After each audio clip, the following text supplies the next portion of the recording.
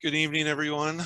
My name is James Burke. I'm the Vice President of the Moon Society, and welcome to our 2021 annual meeting.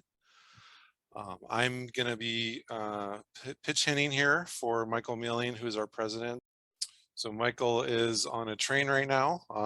He let us know that he might have a little challenge joining, but he's given us his annual report that he typically gives at these events. Yeah, I don't think he's able to join us at the moment. So I'll keep an eye on that, but I'm going to just go ahead and share his annual report for everyone. And let me do that. So essentially, Michael and our typical president report every year. This is actually our 20th membership meeting. They give kind of an update, a state of the union, so to speak, on how the Moon Society is doing. And so the first thing he says is that we just held our second Lunar Development Conference last month. And so that was a huge deal for us. We're really proud that we've been able to pick that conference series back up that had been dormant for so long. Before last year, the Lunar Development Conference hadn't been held since the early 2000s. And we were really pleased and happy to be able to work with the Space Frontier Foundation to restart that series. And we had Rick Tumlinson and Megan Crawford as part of our activities last year. And then for the second year in a row, being able to put on the conference as a virtual event. Both years we had very high quality speakers. The event we just had last month was chaired by Michael Lane from Liftport, who is a recent addition to our organization. And he was able to find a really great set of speakers that brought in all kinds of new knowledge about lunar development, the cislunar economy, and what the Space Force is looking at and doing, as well as we had Andrew Aldrin, who's professor at Florida Institute of Technology, and Greg Autry, a lot of great speakers, and it went really well. And so we're looking forward to having that event every year. We also were able to hold our first contest, the Moon-Based Design Contest, and several of those contestees presented at the conference last month, including the winner, which was the Space Generation Advisory Council's entry. And so if you haven't checked out those designs, we have them all on our website. There were about 15 high quality designs that were submitted as part of that contest, really trying to drive forward the thinking behind lunar settlements and commercial activity on the moon. And we were able to, in my opinion, we were able to successfully accomplish that and add to that conversation that's happening. Membership wise, we are at 197 members, which is another net increase since last year, and that's thanks to our conference primarily, but we're not where we need to be. I mean, we want the Moon Society to be at least a couple thousand people. You know, in my opinion, if we're not that big, we're not really doing our job very well. So marketing continues to be a challenge. We definitely need help with marketing and getting the word out about our organization and about the great work we've done with the conferences and the Moon-Based Design Contests and a lot of the other activities we have as well. So if you're a marketing expert, we'd love to get your help. Let me announce the results of our elections, because that's another thing we do at this meeting. We have an election cycle that runs from May till August, and so we're just concluding that now. And so here are the election results. Pull that over.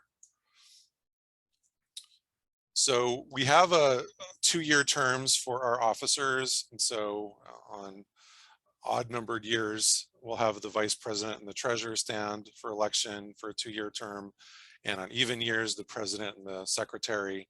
So this year it was my turn as the VP to run for re-election, and I'm really thankful and grateful to everyone that voted for me. So I was able to win re-election with one write-in, Kevin Simmons. Also, our treasurer office, Ben is running for treasurer for the first time. Our outgoing treasurer, Dana Carson, has done great work over the last 20 years. He'll be actually moving to the board. And so Ben is now our new treasurer. He was able to get elected for a 2-year term with 96% of the vote. And then our director election, we have in our bylaws, we have 5 directors total.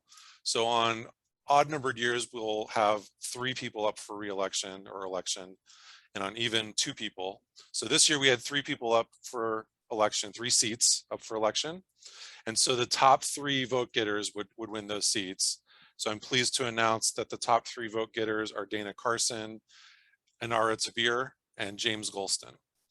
So Dana is someone that's new to the board, but has been on the board before and has been in our organization since the Artemis Society days.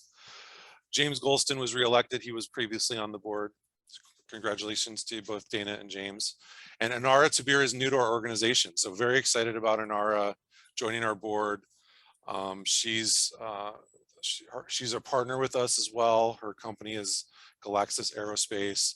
She's very well connected in the space community, and so we're really looking forward to having her help out with a variety of activities that we'd like to do to get the word out about the Moon Society and improve our membership activities, our membership count. A few people also were written in, and I also want to thank Paul Banyai for his service over the last several years. Paul's been a director of ours, and so thank you very much, Paul, for your service to us. And then finally, we have polls for the election cycle. So we have people vote on whether we should pursue some different projects and initiatives. Now, the way this one works is it's actually called ranked voting. So what I'm showing you right now is what people originally put into the ballot. And you can see the top 2 at this stage were partnering with organizations to conduct research projects that further lunar settlement, and forming an online chapter of the Moon Society that anyone can join. Now, these were people's first choices, but they were also able to rank all the choices. And so when you do that math and look at what was the most popular options overall, then we can take a look at the final results.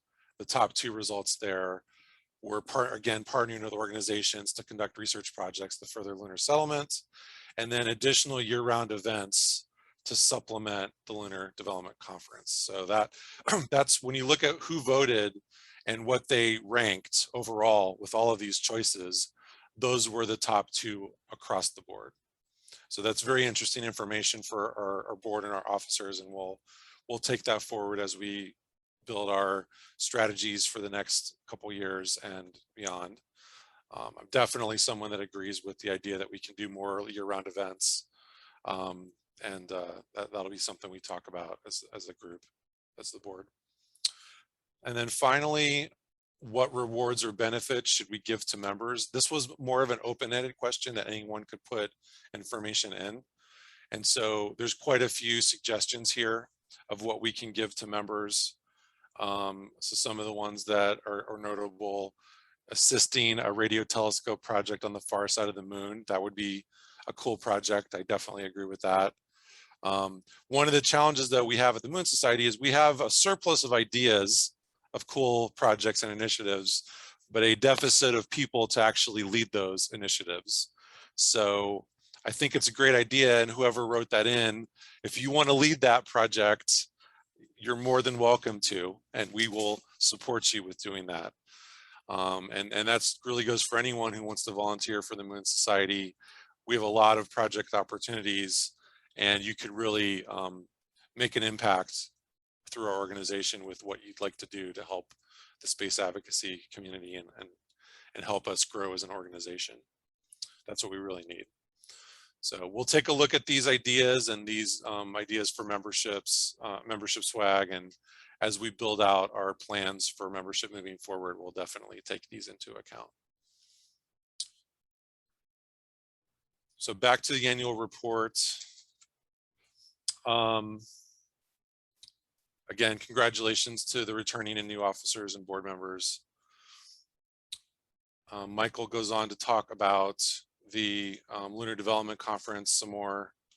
And so, our conferences are still virtual. So it was kind of a no-brainer to do it as a virtual conference again this year.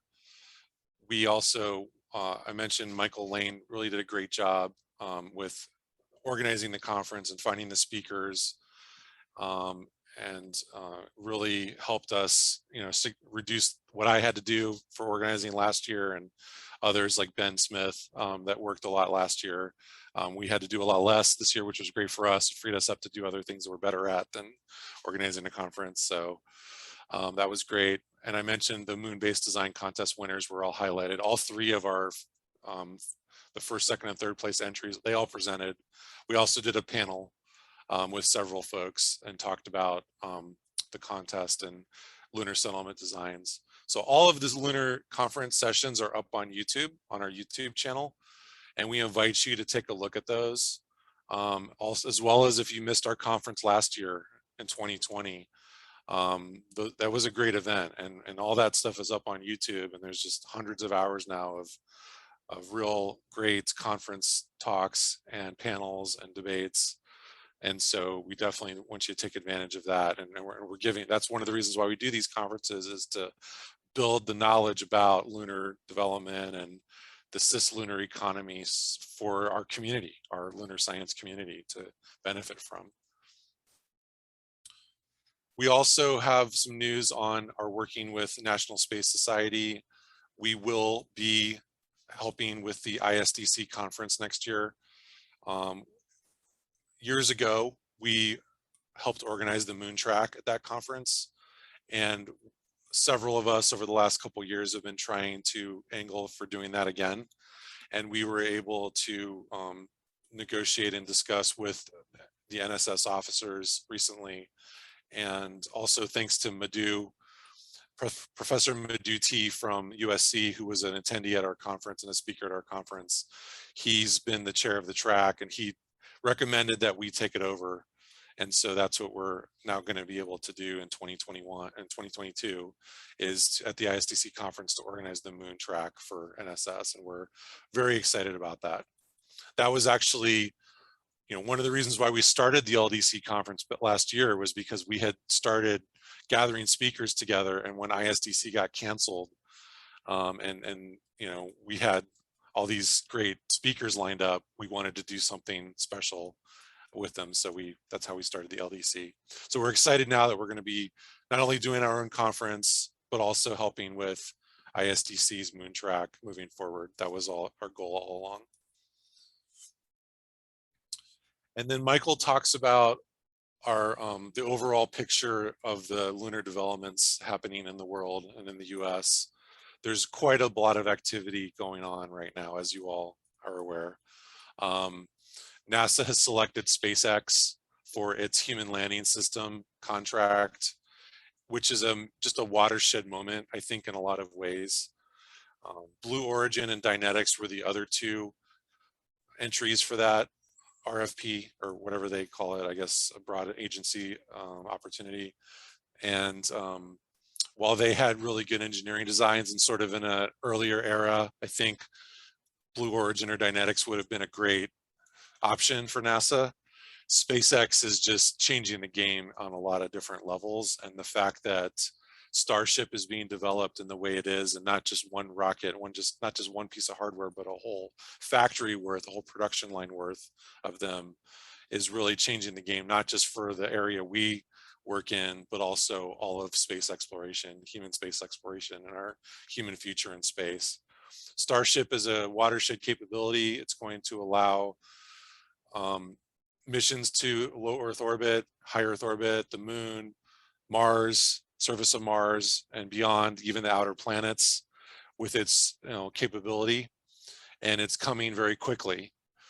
The first orbital launch of Starship could happen this year.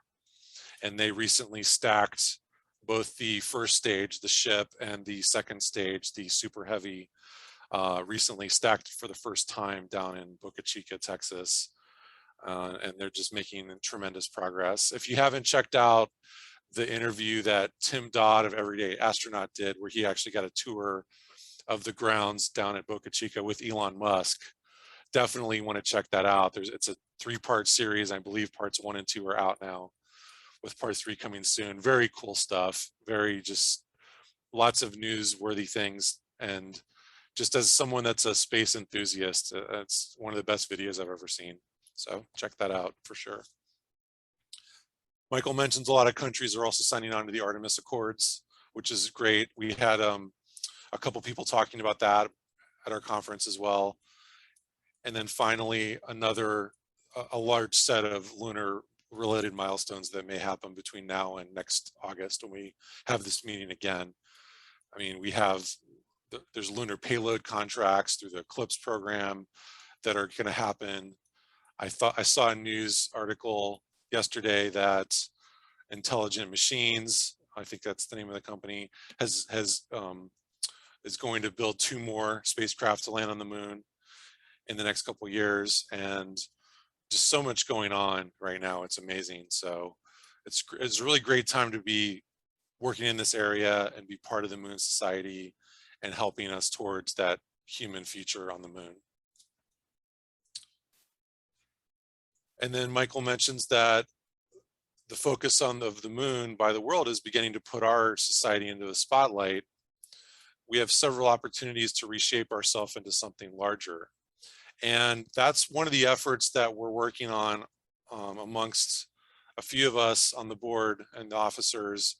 We held a meeting recently to talk about our mission, vision, and values, moderated by Michael Lane, who's done this in the corporate world a few times, helping organizations and companies come up with their mission, vision, and values. We're a 21-year-old organization, and so what was originally written in our bylaws about our society probably needs to be updated and taken a hard look at of whether it still makes sense. And we've never really had values that we've communicated out to people. And then our vision sort of also is changing a lot because there's so much going on with, as we mentioned, that with lunar development and new hardware capabilities coming online and plans for settlements on the moon and mining water ice and all this capabilities that are going to come online to enable cislunar economy activity, that we as a society should look at what our vision is for the next 15 to 30 years. And that's one of the efforts that we're starting to work on. We also had a really interesting sort of ask/idea suggestion from one of our conference speakers, Nanrata Goswami, and she said that she's on national television a lot and people ask her, what's the reason to go back to the moon? And if we could help her answer something like that with a position paper that gave our perspective of why go back to the moon with humans, then she could get that out in front of these audiences that she connects with pretty regularly. So she challenged us to come up with that position paper. And a couple of us have talked about how to do that and how to, and maybe we can take the approach of how answering the question of why in a couple of different ways in sort of a diverse way and have different voices answer what that means for them. So we're looking forward to working on that as well. And so we want to be transparent about working on these things on our mission, vision, and values and our position paper, but we also want your help. We also want more people to be involved with those activities. And so if that's something of interest to you, please join our Slack channel and reach out to us and offer to help. So in closing, and then one other thing to mention, the LDC proceedings that we have developed for last year. We actually took our YouTube videos from last year and put them in book form. We actually were able to transcribe them using this AI-based service and had some folks, some volunteers, as well as some of our board and officers review all the transcripts and make corrections. So we have actually published an ebook of last year's proceedings. It's called Return to the Moon 7 to continue the series that of the Lunar Development Conference series that was happening before us. So you can check that out on Amazon.com. We also have, if you just search for Lunar Development Conference proceedings or search for Return on the Moon 7, you'll find it. There's also a link to it from our website, moonsociety.org. We also have a couple other books that we've published recently in the last couple of years by our President Emeritus, Peter Koch, who was the moderator and primary writer of our newsletter, The Moon Miners Manifesto, which ran from 1986, I believe, until recently, until about 2019. Peter Koch, we gathered all of his work with his assistants and put it into a book form, and that's called A Pioneer's Guide to Living on the Moon. That's available on Amazon, both as an ebook and as a print book. Very inexpensive. I believe it's $10 for the ebook and $20 for the print book. The print book is 700 pages long, so you can imagine how comprehensive that is and how much detail there is there. We also worked on the sequel to that book, which is A Pioneer's Guide for Living on Mars, with all of his writings that are Mars related from the Moon Miners Manifesto. There's quite a bit that he did. And so that's also available in ebook form on Amazon. You can find links to all of these on our website, moonsociety.org, and it's under our publishing imprint at the Moon Society, which is called Luna City Press. We also have a website for that, which is lunacitypress.org. So in closing, the future for the Moon Society is very bright, continues to be, and we look forward to a great year ahead. We look forward to the involvement of all of our volunteers and finding new volunteers, growing our membership, and establishing new partnerships with other organizations that are like-minded, and new activities and new projects as we are able to bring people on board to lead them. And so the final thing I would say is a call to action for everyone here and listening to me and watching this later is be part of our organization and help us actively with what we want to do to settle the moon. The biggest thing we can use as an organization is help with our projects and help with our leadership and finding good people that can help us long term. Our biggest needs are with marketing and with running projects. And there's quite a few opportunities out there for you if you're interested in helping us. You can join our Slack channel if you go to moonsociety.slack.com. There's also a link to it from our website. And please join us in there. That's where we do most of our work is on the Slack channels. We also will have other events this year, I believe. We'll have other events that are where we bring in speakers, and we're planning for another Lunar Development Conference next year, which we will announce sooner, or closer to then. So with that, I'll take any questions people have. There's a few people in the Zoom call listening to me. If there's any questions, you can shoot them in the chat, the Q&A window.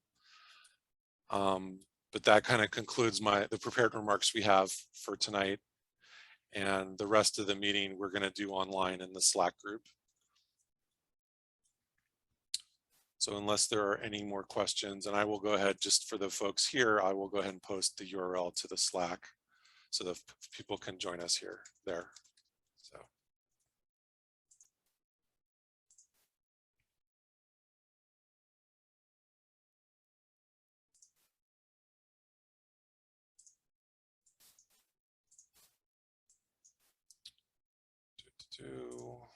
Copy the link.